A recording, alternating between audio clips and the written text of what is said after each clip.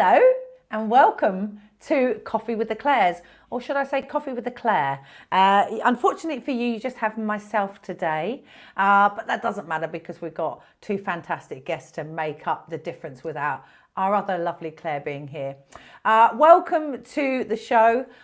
We have got some fabulous people in. I'd like to say firstly, good day to my fellow Dovorians who are in. We have Mick and we have Phil, so hello to you, just down the road. We've got lots of people in from all over the world. Indiana, Corey, Nigel from Cornwall, and Mick White from sunny Croydon. Hello Mick, how are you? David Black from Southern Indiana. It's really nice today. We have, today's all about the Shetland Isles. If you've never been to the Shetland Isles and it's always been on your hit list, it's definitely on my list. We're going to talk about all the things to do with Shetland, mainly photography, of course, and animal photography, but also I want to throw other few questions in there because it's always very interesting. We're going to do a few hellos before we get our stars of the show in. I want to say hello to Colin Matheson from St Andrews, and just got a Sistema Naturae says, hi Claire, Tesni and Dave, just got back from a day out with the cameras in time for the show. Well, it's sunny, isn't it? It's the first bit of decent weather we've had. I've actually walked the dogs twice today, or the dog, just to get a 20-minute vitamin D, you know, get some sun and feel that warmth on your skin is feeling great. So hello to Terry Day and hello to Wild Photography UK, who is Nick Wilcox Brown. Hello, my lovely. I hope you're doing well. And yeah, it looks like everybody's looking for the sun. Everybody's enjoying sunny Surrey, sunny Devon, sunny Suffolk, which is brilliant. So hello to everybody, and I am so glad to see you all. Now, how many of you have been to the Shetland Isles? I have wanted to go, I think, for probably 20 years. We were going to go in lockdown. We were planning a big Olympus trip, as we were back then. And, you know, it's been one of those things where with the new company, you know, other things take over. Susie Crow says, woohoo, I'll be in Shetlands next month. Very jealous, very jealous. Ever been? Are you wanting to go?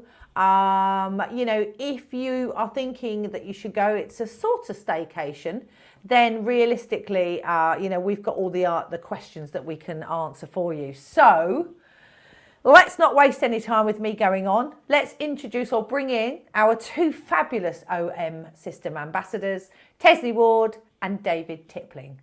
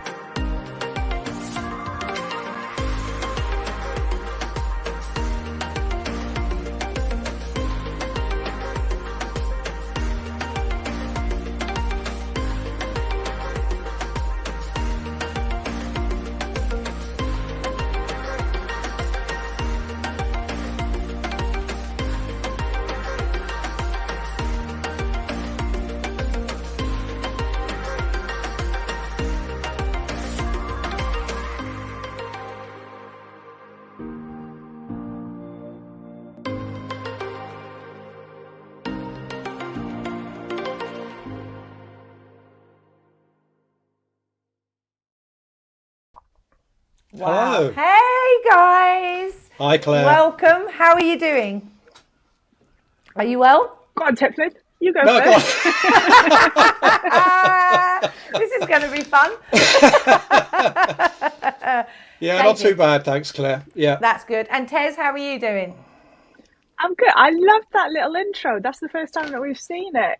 Was it Gav that put that together? He did, of course, our amazing Good executive producer. Yeah, he's so good at that sort of thing. And we send him a load of rubbish and he makes it look amazing. Which is We pretty sent good. him a lot of rubbish. Well, a lot of 5-second clips. It's one of those things where, yeah, he knows how to do it. So welcome to Coffee with the Claire. I hope you're doing well. Let's talk about the Shetlands. I mean, doesn't it looks the most incredible place, even in the bleakest of weather when it's raining or when it's sunshine. Tesni, tell me about your first sort of experiences. How many times have you been to Shetland? Just the once. And how was it? Awesome. A bit like you, I've been meaning to go several times, and every time the time of the year would come, it's time to book, and something would get in the way. Right. And the last thing was obviously COVID, and it was so frustrating. So when we finally managed to get something arranged, we went up with Shetland Nature, Bryden, who's an absolutely fantastic guide. And despite the sideways rain, constant wind, difficult conditions, we had such a blast. The best way I can describe it is it's the Peak District by the sea. So it's a really beautiful landscape. Oh, and yeah, and the thing is, being wild, being photographers that live in the outdoors, as your sort of genre, you sort of get used to the weather, though, don't you? To a certain extent, David, you're used to getting rained on and cold and wind. I really like that kind of weather anyway, really. I prefer that to really hot, sweaty conditions. So Shetland suits me pretty well.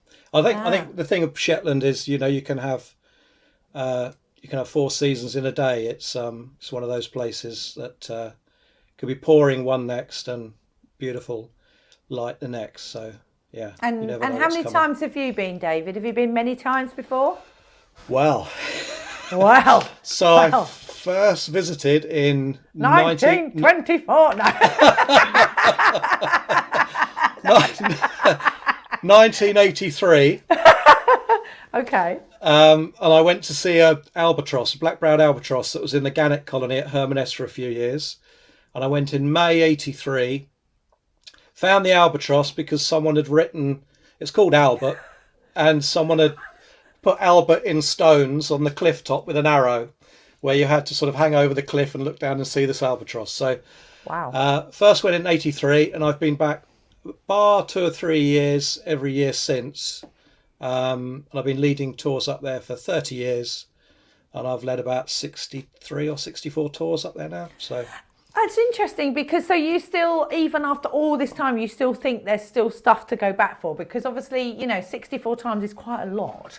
It is, but there's still lots of things to see, and it still is exciting every time you go back.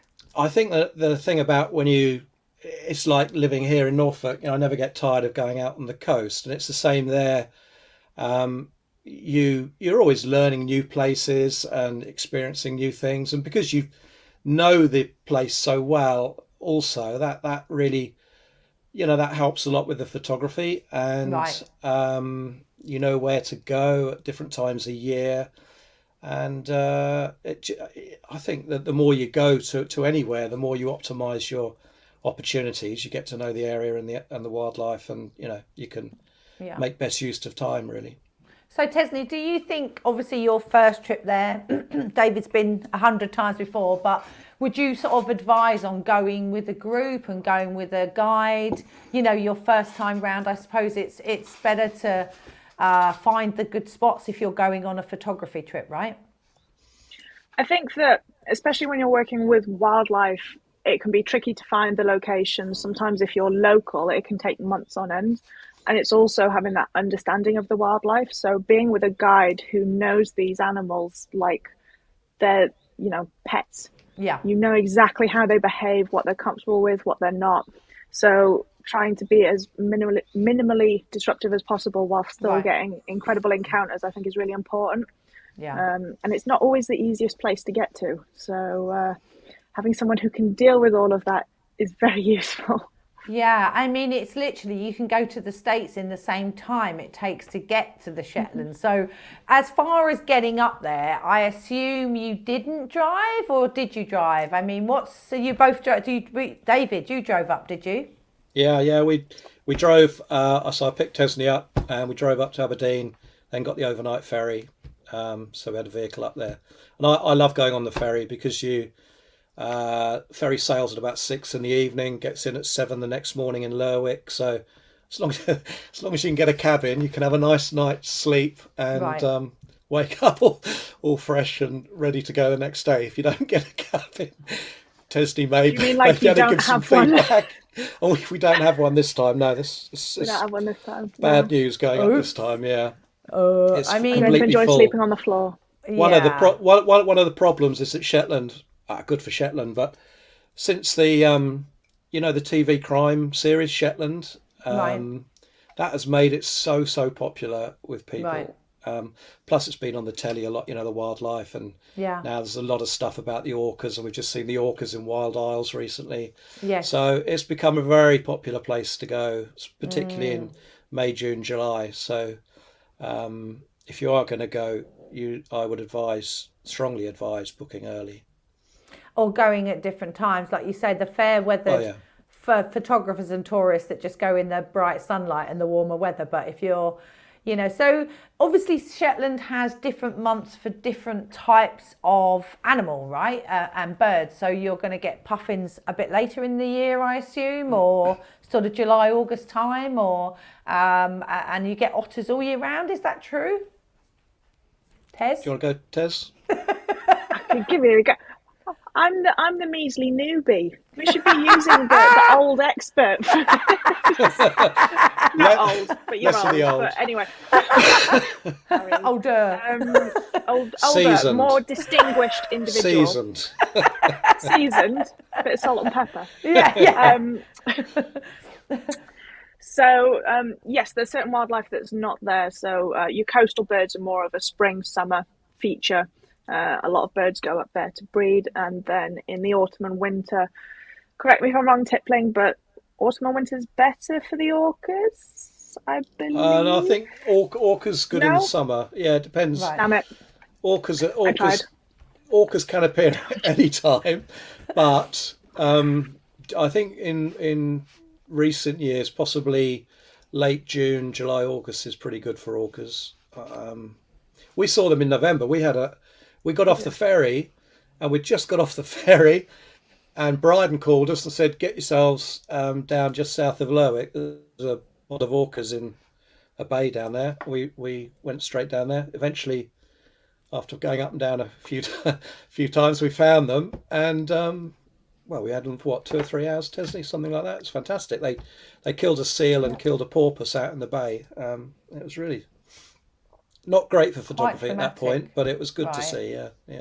Yeah. Circle of life and all that. People get really upset. I see people watching these wildlife programs. They say, "Oh, don't kill the bunny," but guess what? Big bird needs to eat, and you just have to get over that, don't you? You have to get over that. The bigger ones are going to prey on the lesser ones, and that's how the world goes around, right?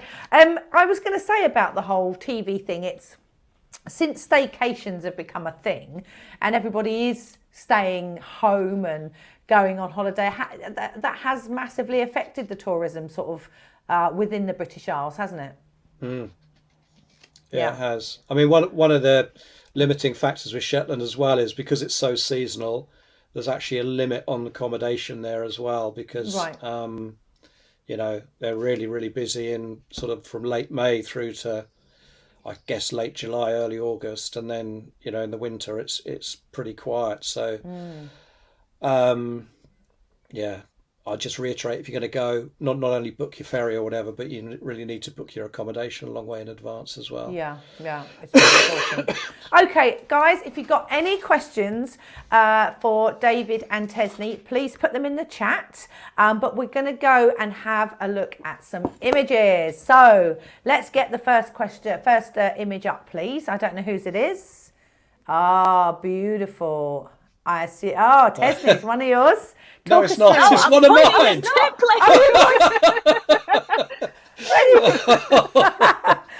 When you did this, I thought, that's you putting your hand up. Okay, David, tell us about this image then. What bird is this? So I think all the pictures you're going to see were taken on air trip in November. Okay. This is a black guillemot in non-breeding plumage, so winter plumage, and it's taken in Lerwick Harbour. And the red in the water is the reflection from a boat that was moored up. Black guillemots are quite easy to photograph in Lerwick Harbour all through the year, actually. And Right.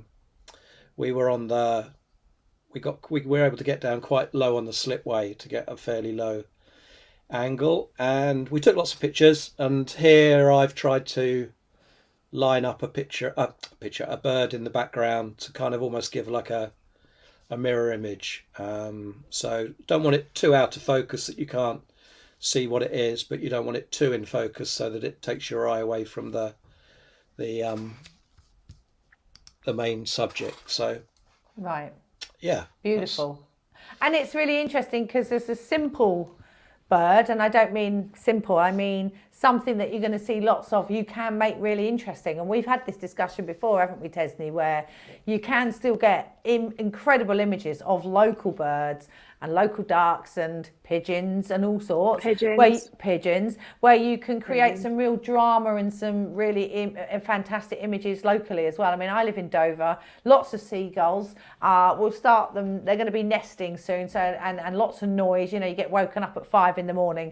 by the cawing of them. But I thought, I might actually do a little series on seagulls, because I'm sure people have done it, but it's, you know, it's quite interesting, I think. You're just naughty for calling them seagulls. Gulls. Should I just call them gulls? Gulls, yeah. Okay, let's take a look at the next image, please, Gavin. I'm not going to guess whose image this is. Put your hand up. Hey, Tesni. Beautiful, absolutely beautiful. Tell us about it. So David was fortunate enough to have a nice cabin that he slept really well in on the ferry over. I was put right next to the engine. Lovely. So I got about 1 hour's sleep. So I'm feeling really bright-eyed, bushy-tailed. Get off the ferry in my joggers. I look like I've just gotten out of bed, because I basically have. And I really didn't expect there to be an opportunity to do photography straight off the ferry. Okay. So, as David said, we went down the slipway, and slipway is the right term for it, because it was awful. It was so slippy. It was dreadful. I nearly fell over more than once. Don't have my proper clothes on, so I can't just lie down. So I was using the articulated screen, Right. and the tripod foot was literally in the water. Sometimes the waves were coming over a little bit faster than I'd hoped. But getting those really low angles can get you really nice sort of depth of field and perspective. And in the background there was a wonderful, massive red boat. So you got that wonderful reflection on the water. The vibrance and saturation haven't been touched. That's how good it was. It's beautiful. I love black guillemots. Whenever I've seen photos of them in the past, when they're breeding, they've got reds in them as well, and they're black and they're beautiful. But I really like them with their non-breeding plumage. I think they look pretty unique. So I'm glad that we got the opportunity to photograph them. Absolutely when beautiful. they were mottled and white. Yeah, and you're right about for both of you, about the red water, just that reflection. It's just a totally unique sort of perspective on it, and I love it. It looks amazing. Guys, if you've got any questions for Tesni and David, please put them in the chat. It's about Shetland specifically, but I'm sure about any sort of wildlife. So thanks, Tesni, for that. Let's take a look at the next image. Oh, action, bit of action. Whose image is this? Me. Tell us about it. So this is a purple sandpiper on a little island in Burrow, which is an area of water between the northerly island of Unst, Fetler and Yell. And we went out on it was a magical morning, really still, beautiful light. We went out at dawn on this boat and got in amongst some long-tailed ducks and things. We'll talk about that in a minute. But, we stopped this island and there were a few grey seals there, and Tesni was photographing grey seals, and I went off down to the shore, and there was this one purple sandpiper that was walking along the shore, and every now and then it would get to a spot where there was sort of high boulders and the waves crashing in, and it needed to sort of run between the waves almost, and this was the moment when it was sort of running between the waves along the shore, and suddenly a wave came in, so it had to jump up to get out of the way of the water. I can't remember the technical details of this, but I think I probably took it at about 2,000th of a second or more. Yeah, I think Gav just put the technical details up there because he's taken all your exit. Yes. Oh, there you go. Look at that. There you go. Look at that. Yeah. F5. Yeah. Yeah. Super fast. So that was that really. Yeah. Yeah. So we've got a couple of questions coming in.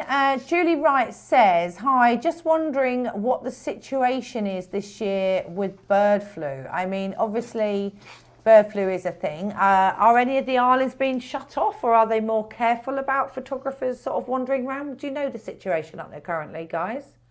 I think it's too early to tell. Right. What will be?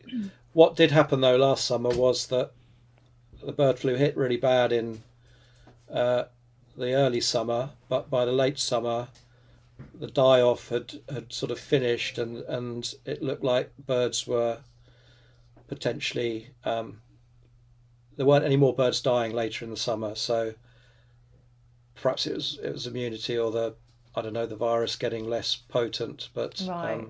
Let's hope that this year we don't see the same as last.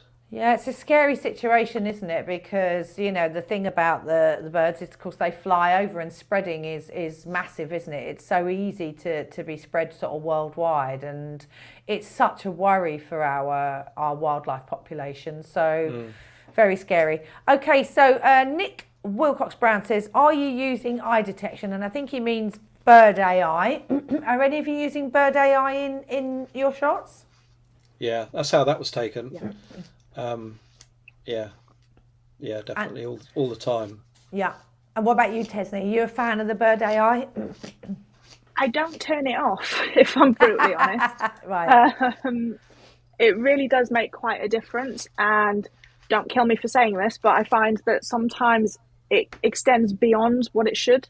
So bird is getting hares absolutely fine. So I have it on a button, so in an emergency I can turn it off, but it's so versatile and useful that it really makes your life a lot easier. Yeah, I agree. It's it's just magic, isn't it? And it really does make a difference, especially if you have a busy shot or there's wind and rain. It really does massively help. Carol Archdale, hello Carol, long time no see. Hope you're doing well over there in Northern Ireland. I see both Tesni and David are using the 150 to 400 Pro lens. It is an excellent lens and ideal for wildlife. Well, I mean, I don't think it comes off of your cameras, does it, guys? No. Not really. No. No. There you go. There you go. My baby. Yeah, and it's why would you? There you go. There's one of you using it, Tesni. Why would you take it off? Basically, I think there are some instances when it's probably too long. Like we're going to do the puffins in June, and that's just because they literally run in front of you. The lens will actually be too long, the 150-400, not maybe for the stuff in flight, but certainly for the ones where they're running across in front of you. Now, yes, we're getting there with the 150-400. If you've got one in order, you've probably seen that we are going to be making more. We've got a plan in place, and we reckon that all back orders will be starting to be picked up really quickly. So you may have seen in the news that we've opened a new factory, and it's going to be very exciting. So you will be getting them soon, and it won't just be a dream, it will actually be reality. So apologies that it's taken so long, but we are getting there, and as I said, we are actually putting a lot more resources into making that lens, so that's really good. Mark also says, how about bird detection? Well, you've answered that, of course. Phil Hadley says, did you use bird AI and CAF, and also how many focus points would you use? Well, it's a difficult one, that, isn't it? Because CAF on the lower count. I mean, how many sort of shots per second do you shoot with? I mean, the own one can do 120 frames a second, but that is only on SAF. What about you, Tesni? What's your setup generally? So I have two custom modes set up. Historically, I only had one. So I have my custom one set for general bird in flight, and I've lowered the frame rate to 25 frames a second. Right. So the blackout free shooting honestly makes a huge difference. If you're panning with a bird that's moving fast and it's blacking out with every image, even if briefly, you can lose that fluidity as you're moving. But I've actually assigned my custom 2 to fast bird in flight, which is 50 frames a second.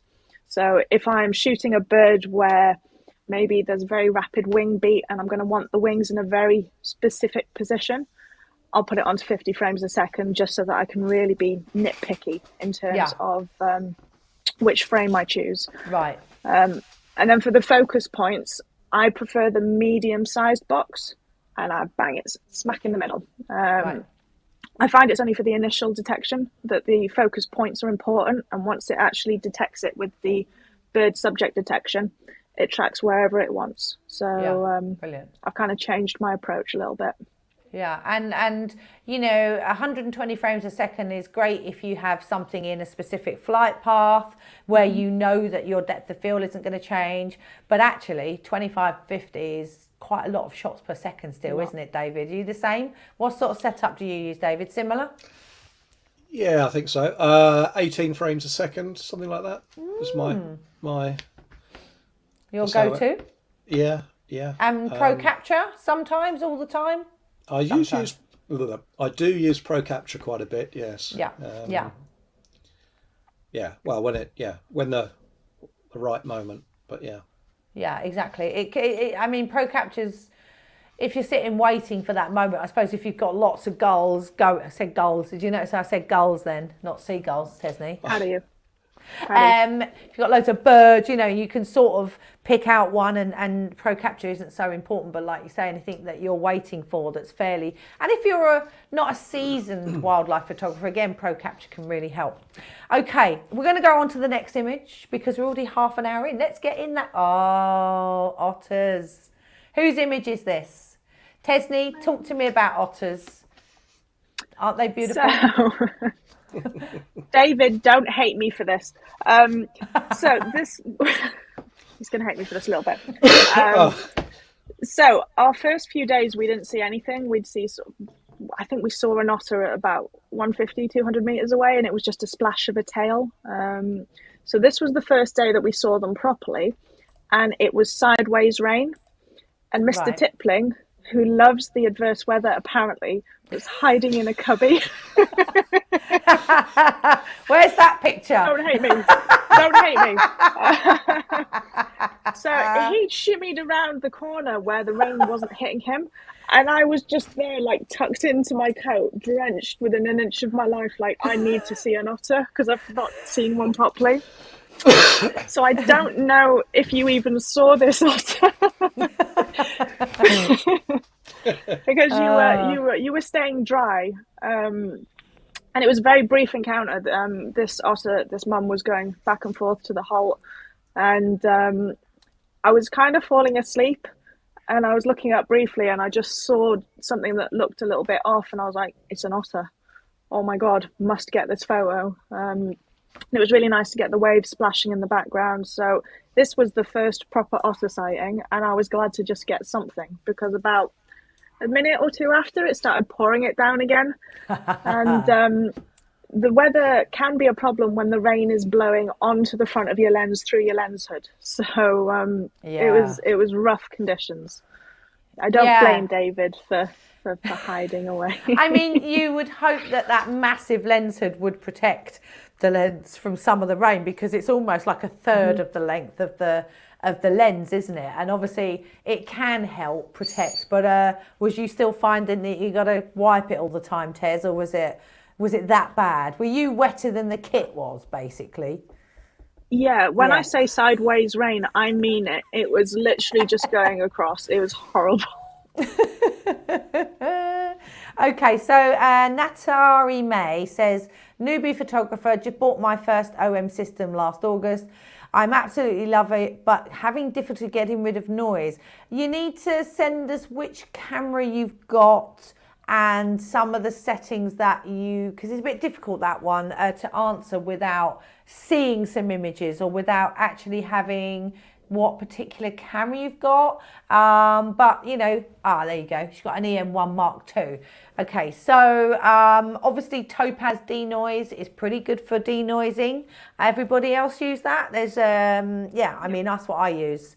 Topaz denoise. You can download a 30-day free trial, which massively helps you understand what noise is all about and how much you can get rid of some of the noise.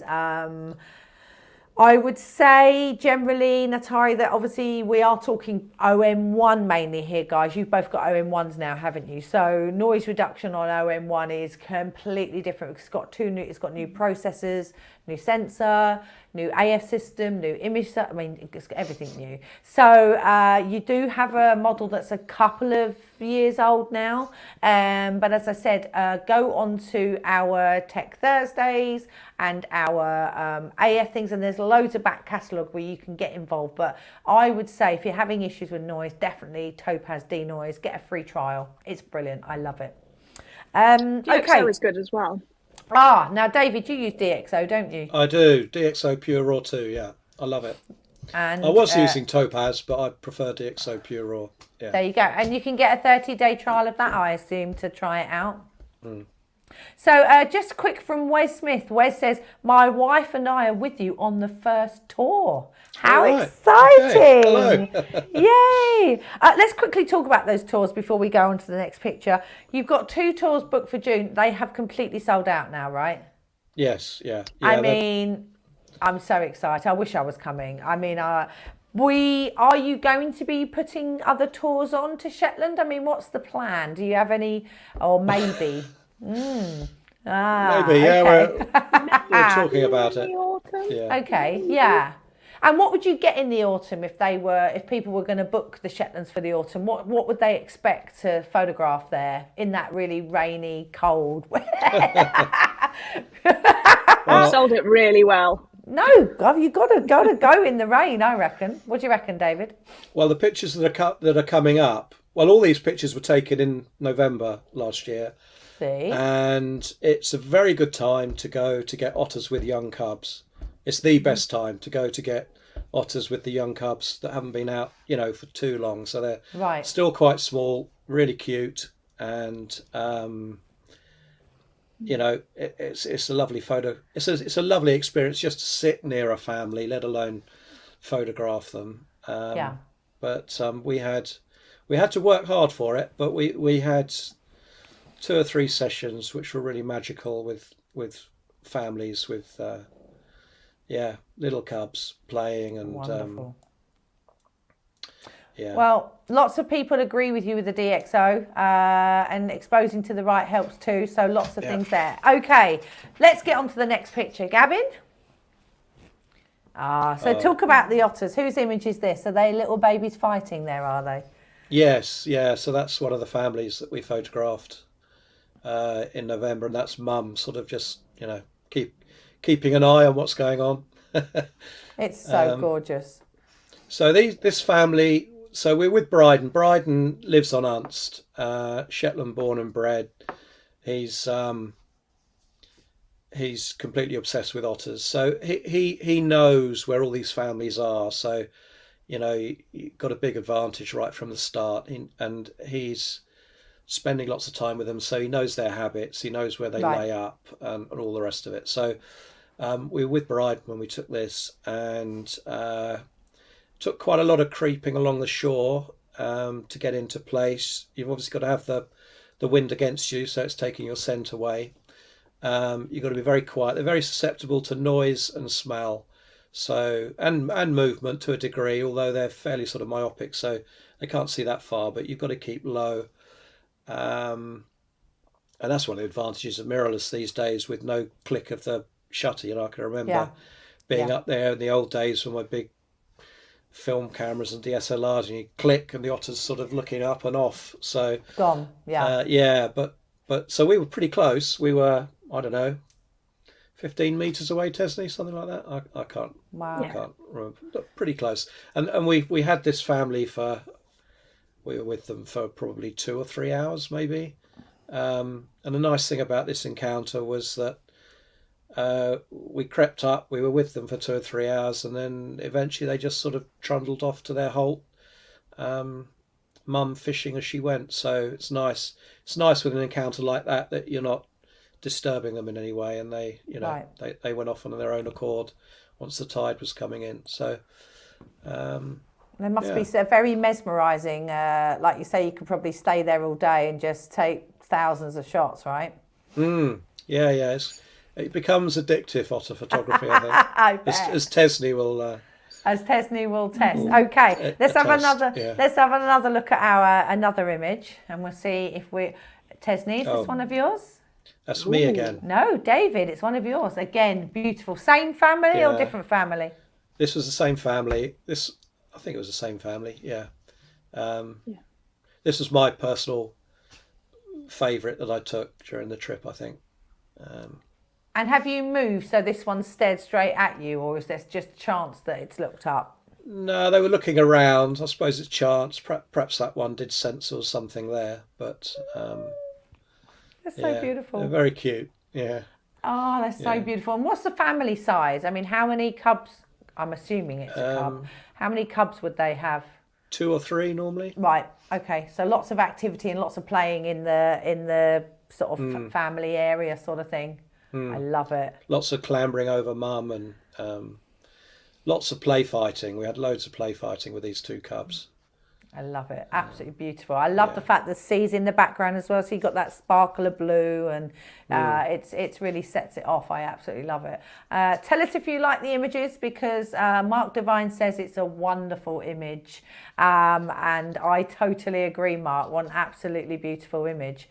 Let's have a look at the next image, Gavin. I'm quite aware of the time. We're already at 22. Whose image is this? It's Tesni. Tell us about this one. Against a rock there, beautiful. Yeah, I would say this was our best photographic encounter. We did have an encounter before this with 3 cubs, and it was just magical, but the light was a little bit tricky to work with. Right. Whereas the colour, the light, the behaviour, everything about this was just spot on. And it had been a little bit frustrating because they'd chosen to move behind a rock. We knew they were there. We knew that some really good things were happening, and we couldn't photograph it and we couldn't move. So we just had to kind of wait it out for a bit. And eventually they moved into perfect view, and they put on an absolute show. They were trying to suckle, too late for that, but they were still trying. And Mum was getting a little bit, leave me alone, please. I need me time. This is my time. My time. But they were getting all snuggly and cute, and it was wonderful. I mean, they absolutely look so gorgeous. I can see how addictive. I wouldn't want to leave, I'd be one more shot, just one more. Just one more. Just quickly, Mary says, how did you avoid the red colour cast with those wonderful seabird images from the slipway? Either of you? Tez? What do you mean? Well, I mean, I think when you're shooting the black guillemot, obviously like that you would expect to get some sort of red cast, but because obviously the metering in the system is so good, I mean, there is a tiny, tiny bit of red, but we are talking so minimal that actually you wouldn't even notice it. So I assume you're using evaluative metering, like full sensor metering, you're not using spot metering or anything like that? I can't speak for David, but I use center weighted metering. Right, okay. And because of the light here, it was bright overcast, and the reflection is coming from the background. So technically directly under that black guillemot, it's not red, it's not casting that colour up. Yeah. So there was no real issue with that. And I personally use a custom white balance rather than the profiles. So my goal is always to look for a neutral colour and try and get it correct. So obviously with a black guillemot that's actually a white mottled guillemot, there's plenty to look at to try and make sure that the Kelvin is at the right amount. Good stuff. And again, this will all be stuff you'll be teaching people on your workshops when you head to Shetland in June. I'm so excited. Mark says, we have otters in the country park near us. When is the best time of day or year, and how to approach them? Like you say, quietly, not downwind, so that you're not getting the scent. I've been on trips wildlife trips where people with aftershave, and I'm like, don't spray yourself with aftershave. Stay as plain as possible when you're going out, right? Yeah. We smelt really bad the entire time because no perfume, no aftershave permitted. No, it's funny. No, sorry, isn't it? David smelt really bad. I'm joking. So yeah, I think, like you say, stay downwind. Don't go too near. Like you say, they're going to know you're there. Very exciting. I think otters in a country park are probably fairly used to the smell of people, so Right. It's probably just noise, and early morning and evening are often best, when it's a bit quieter. But certainly we've got otters here at Cly, and I tend to see them more early in the morning than any other time during the day. But I don't worry about the wind direction there. Because it's quite a busy path. They seem to be fairly okay with scent. I think it's not like Shetland, where if they pick up your scent in Shetland, they're off. Right. You've blown it. Yeah, they're wild. Well, yeah, they're obviously not coming into contact with people like some of our otters in England are now. So yeah. Interesting. Okay, let's have a look at the next image. And whose is this? Oh, are they cleaning each other? Suckling. Oh, look! That's Mummy, obviously. And look at her little feet. The way the paws are spread out is beautiful. Look. It was all about the feet for me, with the little pink. Pink pads. Little pink pads, how gorgeous. And how old are these babies? Like, when do they stop suckling? David? Oh, the babies are, what would the babies be? 3 or 4 months old, maybe a bit more. Right. And when Maybe do they stop going on the mum's teat? Because at some point she must be like, right, we're done now. Yeah, I don't know. I would have thought, were they not suckling at all, Tesni? Maybe not. It was Bryden mentioned it was a comfort thing. They were doing it for comfort, and there was no actual milk being produced. Oh, interesting. So yeah, I mean, kids do that with dummies, right? They want it's that whole thing, isn't it? That sort of attention and sort of keeping with the mum, but like you say, without any milk being produced. So that is incredible that these are a few months old. I absolutely love it. And again, it's the same family. There was one moment when Mum brought back an octopus for the youngsters, and they all converged on the octopus. Fabulous. Yeah. How fabulous. And this image, we've got another one up here, and again, is this the same family, Tez? It was such a good encounter, and it's frustrating that it was all with exactly the same background. So there's not necessarily that variety, but getting the different behaviours. And right here, they were trying to get comfy and have a nap, and it was kind of like a cub sandwich, you know, like a club sandwich, but a cub sandwich. Yeah, I got that one. Right. But I just really liked how I wish you could see the other cub's face, but unfortunately, it's tucked under Mum. But it was just the one thing that David did a lot better than me was getting both cubs looking up at the same time. I missed it every single time without fail. It's because you were sleeping. I don't know what you're talking about. Well, I mean, thankfully you're going back, right? I've got an incriminating photograph of Tessie asleep on the beach. Why have we not got that in the presentation? I don't know. You know, the sort of lesser spotted Tesni laying asleep on the beach. Would you like a cup of tea, Tipling? As you can see, if you are booked on this trip, you're not only going to get lots of fun and information, but you're also going to going to be able to enjoy the banter between these two, which is going to be fun. Okay, let's take a look at the next shot. Ooh, what's this? So that's a long-tailed duck. So that was taken on our morning out on the boat on Burrow.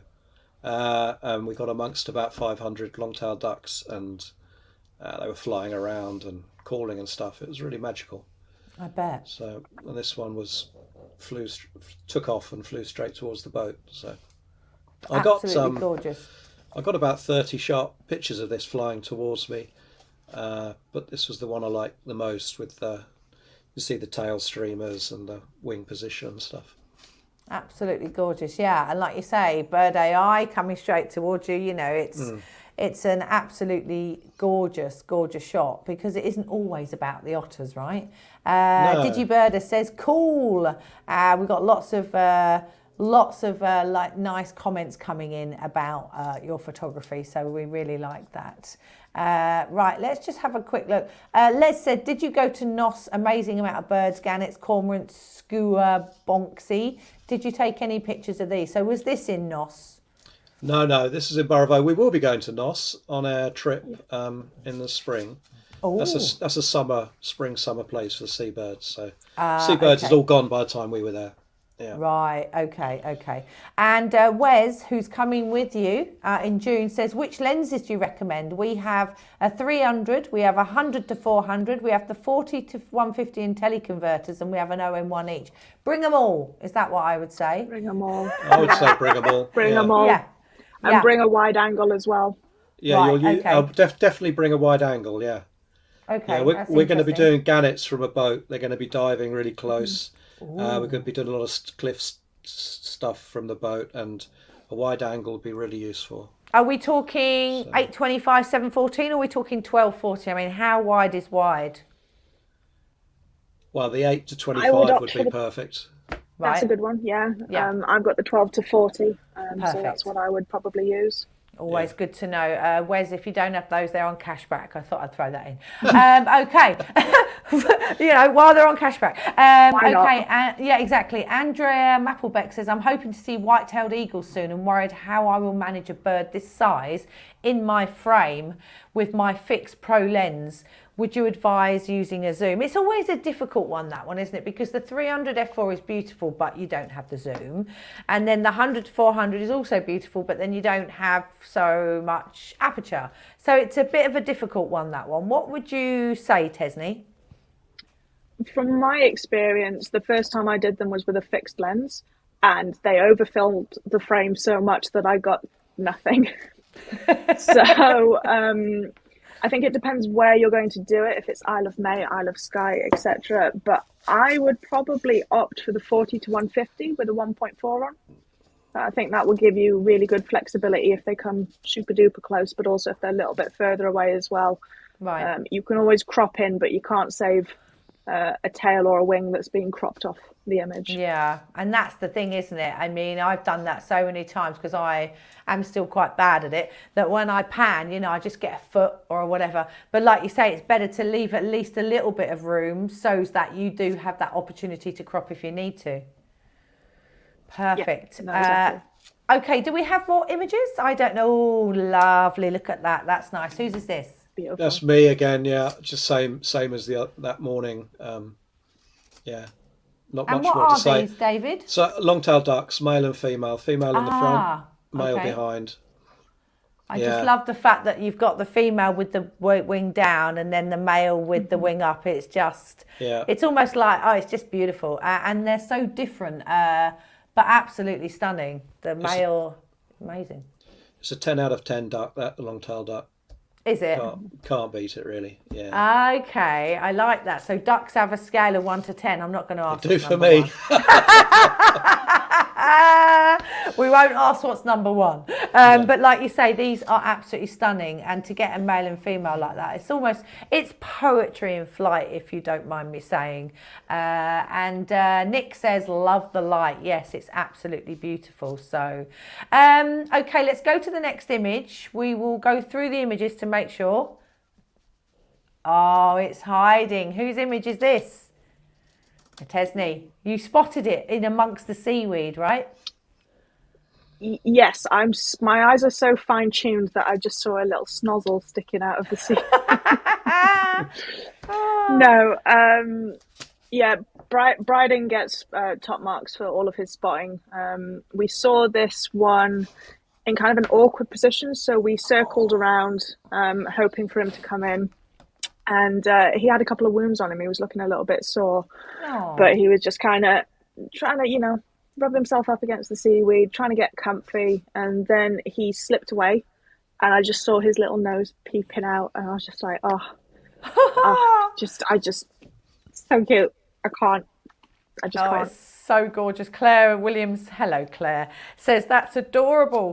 And Craig, who's one of our guys, says hello Craig, nice to see you darling, says beautiful. So yeah, all loving the images, which is awesome. I love it so much. Have we got more? I forgot how many we've done and how many we were going through. No, that's it. There's another question before we let you go at 5-2. Brendan says, I've noticed Tesni seems to prefer a higher ISO than David. Is there a reason for her preference? Interesting. That's interesting. I mean, you're all going to shoot differently, right? Because if we all shot exactly the same, it would be quite boring. That's the first thing. But tell me, is there a story behind this or we not? We do discuss it on our Shetland video, don't we? Have you seen it? I think we do. We do. Just going to put another plug in there. Yeah, just good. Check out the Shetland video because we do talk about it. It's called Otters and Wild Weather or something like that. Yes, yeah. And it's on our YouTube channel, isn't it? Because I watched it a little while ago. So Brendan and anybody else, if you haven't seen it, you just got to go back through the back catalogue and you will find it there. That's running quite jumpy, but it's absolutely gorgeous. So okay, so let's talk. So we may be doing another trip in autumn. I may come, possibly. Couldn't come last time. But you've still running your workshops and everything else. So forget the Shetland thing. You've still got workshops and hide stuff going on at the moment, and lots of places and things to see because obviously we're spring, so lots of things to photograph at the moment. And how about you, Tez? You got lots of workshops on at the moment? Yes, I'm not going to be home from May until the end of June. That's hilarious. It's a nice problem to have. All of my houseplants are going to die, and I'm really worried about it. Well, give them to me for 6 months, and I'll look after them for you. I've got hundreds of plants in the house. Okay. So yes. Okay. Yeah. I'm good. I'm good at plants. I got about 40 plants, so I'm good with the plants. And what about you, David? Lots of workshops booked, lots of hide stuff coming up. Yeah, I'm actually off to the Seychelles tomorrow for 10 days. Oh yeah, I forgot about that. Yeah. It's poor work. You. And then I've got a fairly quiet May actually, and then we're off to Shetland. So I've been doing guiding workshops January, February, March. So I'm just going to have a bit of a quieter time in May. And Good then stuff. we got Shetland. Yeah. Wonderful. Well, thank you both for coming and for joining us. It's been wonderful to see you both. I'm so excited about the trips, and I really look forward to seeing, because we haven't even talked video. I mean, the video that you're shooting is great. Keep doing that because it does give you a different perspective when you can see a little bit of video, and we do appreciate that. You're fully booked, and as I said, let's hope the autumn trips do come go. Now, you may have seen on Wild Isles that everyone's going to Skoma. Well, we do have a trip booked to Skoma, but there are only 2 places left. So keep that in mind if you are looking at coming to Skoma in June. We've got 3 places left, so have a look on our events page. But for me, thank you so much, guys, for joining me and telling me all about your Shetland experiences. And once you've done these next 2 trips, we'll have you back on and we can have a look at what you've been shooting this time around, right? Brilliant. Yeah. Thanks guys. Lovely to see you all. And no doubt we'll see you all very, very soon. Thanks, guys. Bye. Bye. Take care. Bye.